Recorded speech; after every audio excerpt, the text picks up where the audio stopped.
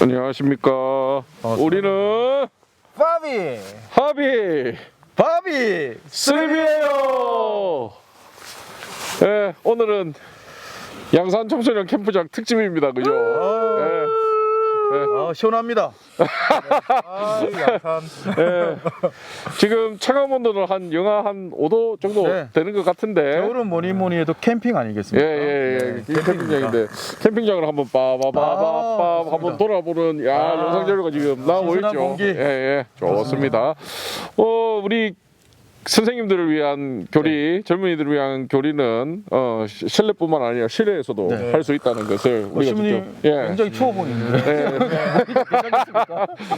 지금 마스크 위에는 다 얼은 것 같습니다. 지금. 그래서 김도선이고 그러는데 어쨌든 오늘 교리 한번 시작해 보도록 하겠습니다. 오늘은 예수 그리스도에 대해서 이제 맞습니다. 이야기를 할 건데. 예수님. 아까 시작하기 전에 조신부님이 그리스도인은 뭐 어쩌라고요? 우리 그리스도인들은 과자를 먹을 때도 OS만 먹는다. 와, 바람이. 과자 얘기하니까 다들 좋아하시네요. OS. 바람이 너무 불어서 이제 텐트도 날아가기 일보 직전인데요. 이러한 상황에서도 우리는 예수님에 대해서 알아보고자 합니다. 그럼 다 같이 영상을 함께 보시죠.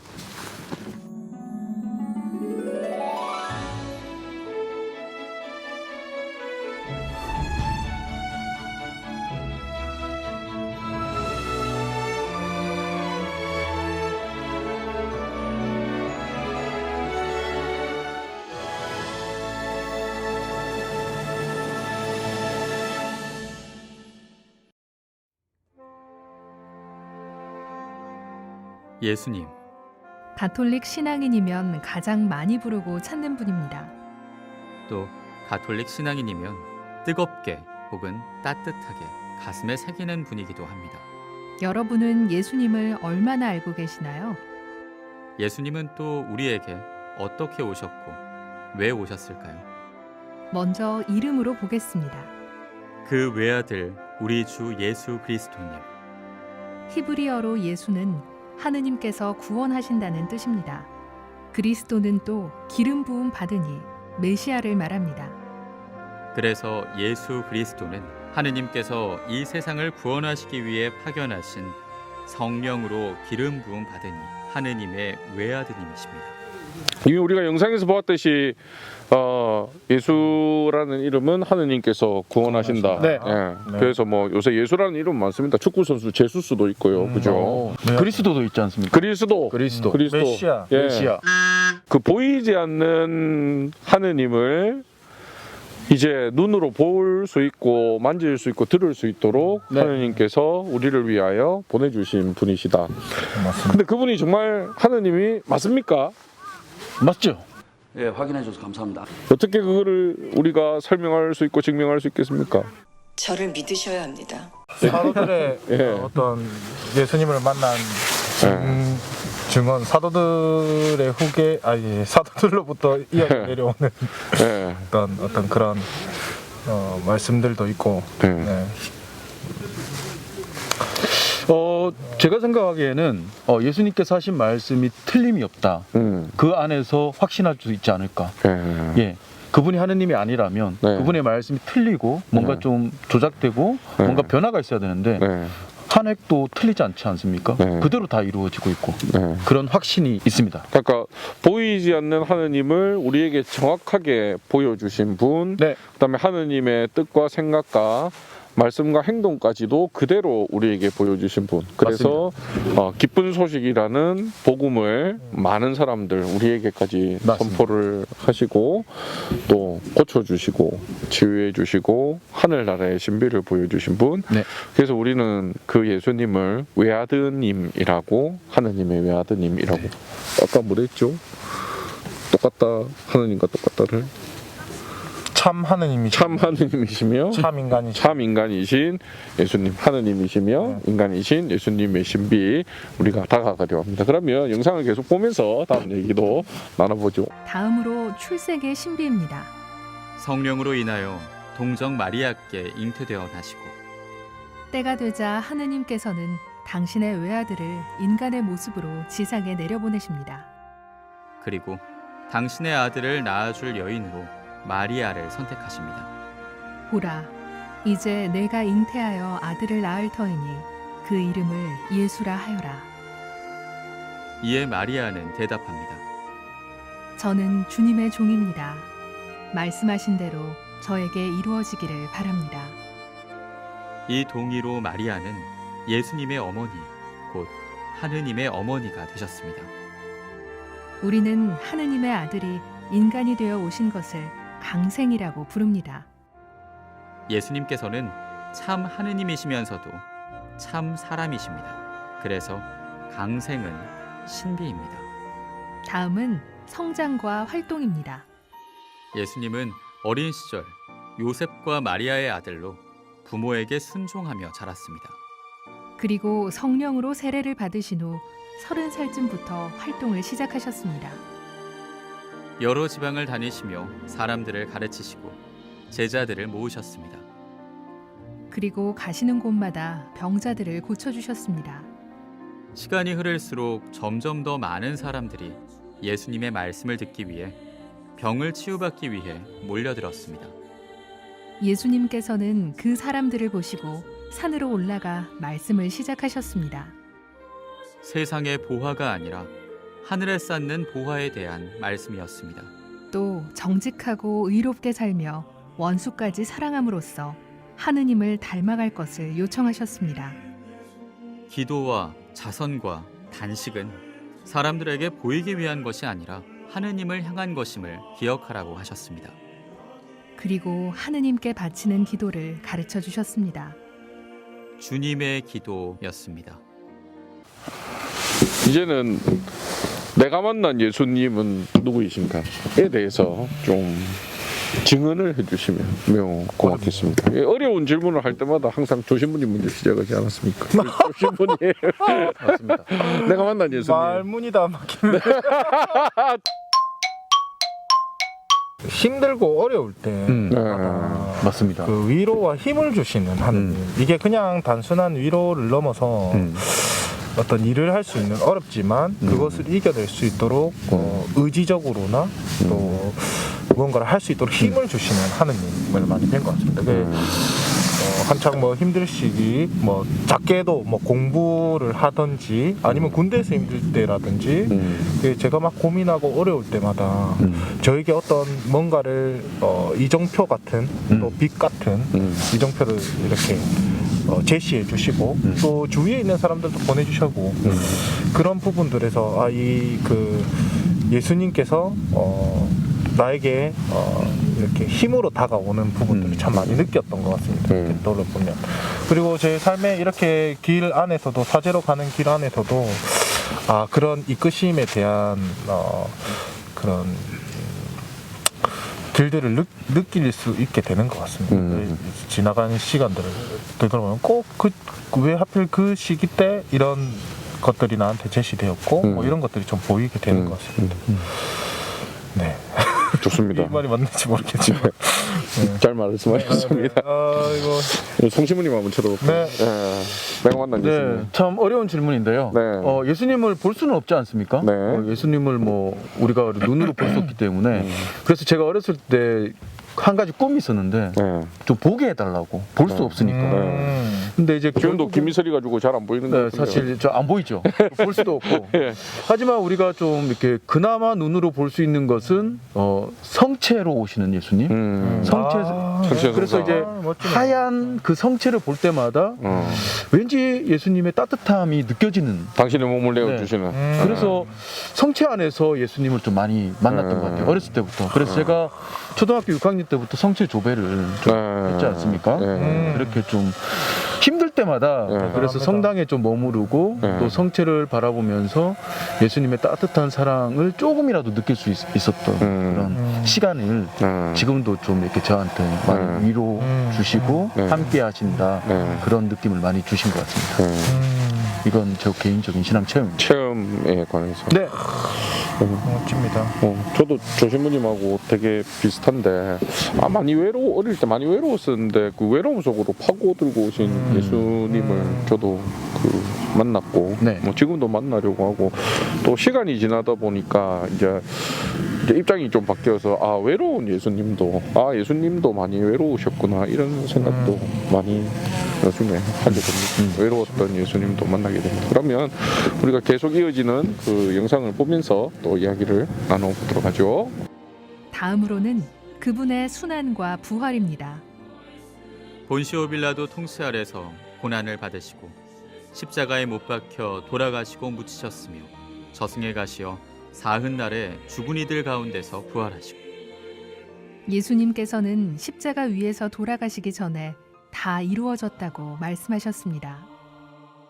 예수님께서는 우리를 위해 이 세상에 오셨고 우리를 위해 당신 자신을 온전히 바치셨습니다. 또 우리의 죄 때문에 돌아가셨고 우리를 다시 의롭게 하시려고 부활하셨습니다.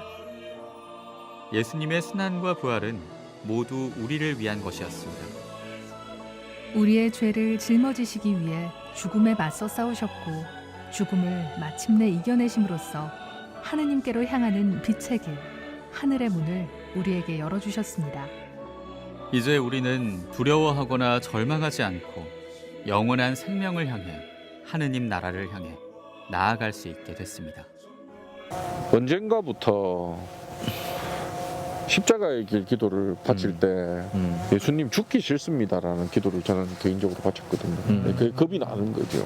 겁이 나고 무섭고 한데 한 10년이 지나니까 예수님 이런 얘기하면 또 겁이 나는데 좀 준비가 되었습니다라는 이제 마음의 기도도 그렇게 나오더라고요. 예수님을 따르는 길이 결코 평온하거나 우리가 말하는 사회적인 행복은 아닌데 그렇게 사랑이 좀 안에서 준비된 사람들은 예수님 곁에 십자가 곁에 좀 서 있으려고 노력하지 않을까라는 생각들을 신앙의 선배를 보면서 많이 느끼게 되죠. 뭐 우리 부모님도 있고 선배 신부님 스님들도 있고 그죠. 뭐 동료 신부님들도 보면서 저는 그런 생각을 많이 합니다. 보시면 어떠세요? 사실 십자가 사형 제도였지 않습니까? 네, 십자가 사형틀. 네. 로마의 사형 제도에서 제수로서 돌아가셨는데 일단 저도 십자가의 고통 생각하면 어렸을 때 저렇게 살 수 있을까? 저렇게 누군가를 위해서 죽을 수 있을까? 아프겠다라는 생각만 했었는데 요즘에는 의외로 십자가 바라보신 예수님을 보면서 더 위로받습니다. 누군가를 위해서 저렇게 죽을 수 있다는 것이 얼마나 큰 사랑인지 살면서 더 많이 느끼는 것 같아요. 그래서 많은 사람들이 성당의 십자가 앞에 그냥 와서 알지 못하는 위로 그런 것 때문에 막 성당 안 다니는 사람들도 눈물을 흘리고 막 그렇게 그런 모습을 저도 봤습니다. 조심히 이제 예수님께서 십자가에 못 박혀 돌아가신 게 이제 그때 당시 어떤 정치적인 어떤 부분들도 있고 사람들과의 관계 뭐 이런 부분들 종교적인 문제도 있고 그런 것들이 막 복합적으로 섞여 있는데 오늘날에 그러니까 이제 생각을 좀 해보면 현재에 있어서 보면 실제로 막 죄를 지어가지고 이렇게 진짜 십자가에 못 박혀 죽는 어떤 그런 부분들은 아니지만 삶을 살아가면서 정말 내가 죽기만큼 내 자신을 이렇게 내어놓아야 될 때 그러니까 이게 진짜로 막 희생하고 막 몸으로 봉사하는 게 아니라 마음적인 내 내적인 문제 안에서 그런 부분들이 참 많이 느껴지는 것 같아요. 내가 이렇게 어떻게 보면 사람은 누구나 인정받고 사랑받고자 하는 마음들이 있지만 이런 부분들을 내려놓고 다른 사람들을 안기 위해서 내 자신을 내려놓아야 될 어떤 그런 부분들. 자 이제 우리는 부활에 관해서 얘기를 해볼 텐데요. 조신부님 말문이 막히시겠지만 눈물 나. 네 조신부님이 느낀 부활. 저 가수 부활도 좋아하는데요. 부활의 삶은 계란이다. 삶은 계란이다. 뭔가를 깨고 나가는. 저는 어떤 제가 이제 지금 삶을 살아가고 있는 과정들 안에서 부활을 좀 생각하게 되는데 그런 것 같습니다. 제가 있는 어떤 차원에서 이것들을 넘어선 내가 있는 이 차원을 깨고 넘어선 또 전혀 다른 차원으로 넘어갑니다. 넘어가는 거. 바스카 넘어감. 네, 부활. 예. 그런 생각이 많이 드는 것 같습니다. 네, 좋습니다. 그럼 정신부님은 부활에 대해서 어떻게?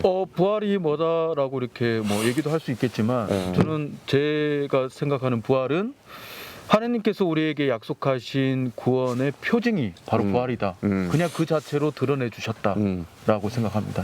부활을 통해서 더 우리는 확신할 수 있다. 좋습니다. 저는 사람은 언젠가 한번 자연적인 죽음을 맞이하게 될 것인데 그 하느님이 우리의 자연적인 죽음 안에도 계시고 그래서 시편이 얘기하듯이 죽음의 골짜기를 간다 해도 두렵지 않다. 그래서 하느님이 우리가 죽음 상태에도 같이 계시기에 우리는 두려워하지 않을 수 있다. 또 하느님께서 우리의 그 죽은 육신을 새롭게 일으키신다라는 것을 확신을 합니다. 그래서 우리 삶에 어려움이 있더라도 그 어려움 안에 계시는 하느님을 만날 수 있는 것, 심지어 죽음 안에서도 하느님을 만날 수 있는 것, 이것이 부활이 아닌가 생각합니다. 거기에 대한 예들은 요 뒤에 바로 보이는 데가 묘지죠, 묘지. 네, 묘지가 하늘공원. 묘지인데 다 부활을 기다리는 사람들, 또 어쩌면 부활을 경험한 이들이 아닐까. 한편으로는 희망이라고 또 표현할 수 있죠. 희망이죠. 부활의 희망 속에 고이 잠든. 네, 그렇죠. 그래서 올해 그 주교님 그 사목교서에도 부활은 하늘나라로 가는 무지개라는 그런 표현을 쓰지 멋진 않습니까? 표현이네요. 주교님 표현. 좋습니다. 그러면 마지막 부분 보시고 또 이야기를 함께 나눠보도록 하겠습니다. 다음으로는 그분의 승천입니다. 하늘에 올라 전능하신 천주 성부 오른편에 앉으시며 평화가 너희와 함께. 부활하신 예수님께서 제자들 앞에 나타나셨습니다. 성령을 보내주실 것을 약속하시며 세상으로 나가 복음을 선포할 사명을 주셨습니다. 그러곤 예고하신 대로 승천하셔서 하느님 아버지께로 올라가셨습니다. 아버지에게서 오신 분이 아버지께 다시 가심으로써 우리 역시 희망을 갖고 뒤따를 수 있게 됐습니다. 마지막으로 그분의 심판입니다. 그리로부터 산이와 죽은 이를 심판하러 오시리라 믿나이다. 성부 오른편에 앉으신 예수님께서는 하늘과 땅의 모든 권능을 갖고 계십니다. 그리고 산이와 죽은 이를 심판하러 오실 땐 감춰진 비밀들을 드러나게 하시고 각자 행한 바대로 또 그분의 은총을 받아들이거나 거부한 것에 따라 갚아주실 것입니다. 우리를 위해 오셨고 우리를 위해 순환받으셨고 죽으셨고 부활하신 분, 또 우리를 위해 다시 오시고 우리를 위해 모든 것을 바로 세워주실 분, 바로 우리의 주님 예수 그리스도이십니다. 나에게 오는 사람은 결코 배고프지 않을 것이며 나를 믿는 사람은 결코 목마르지 않을 것이다.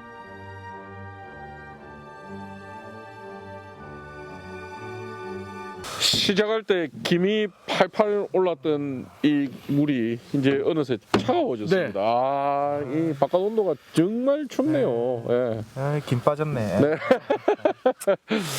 그 예수님께서 하늘에서 내려오셨으니 다시 하늘로 올라가시는 것은 당신 사명의 완수이다라는 이야기를 합니다. 그죠?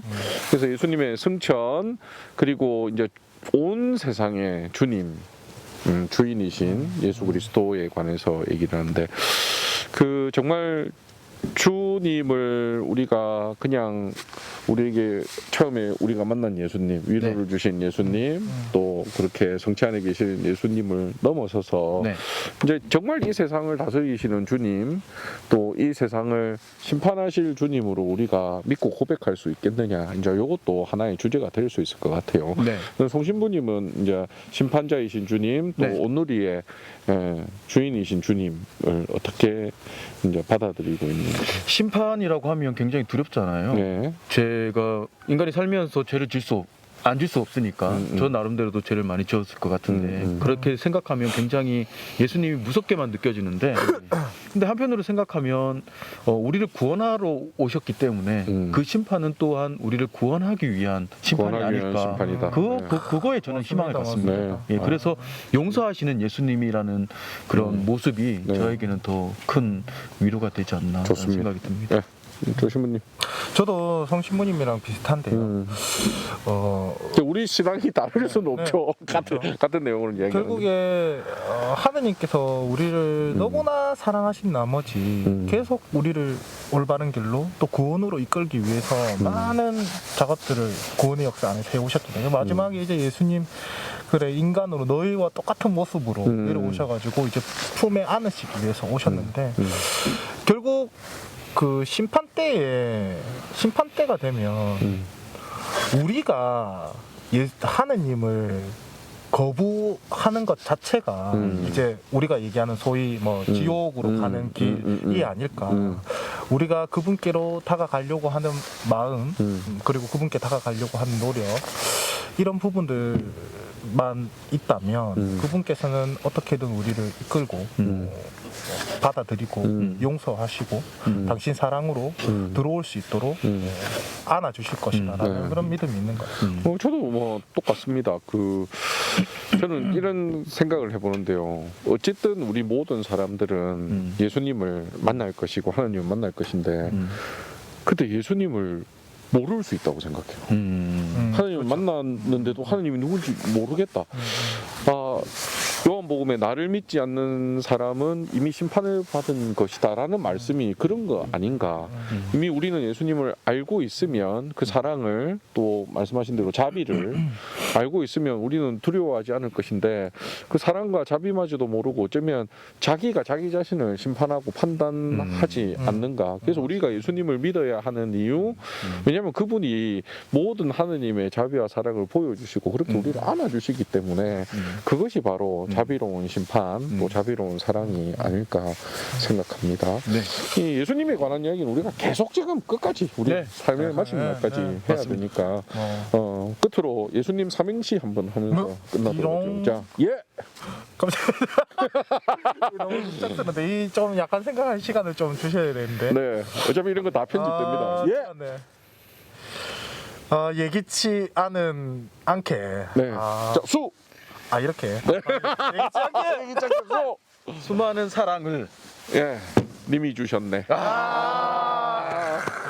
멋있었습니다. 삼행시로 마치도록 하겠습니다. 그러면 우리는 다음 주에 만나도록 하겠습니다. 여러분 안녕.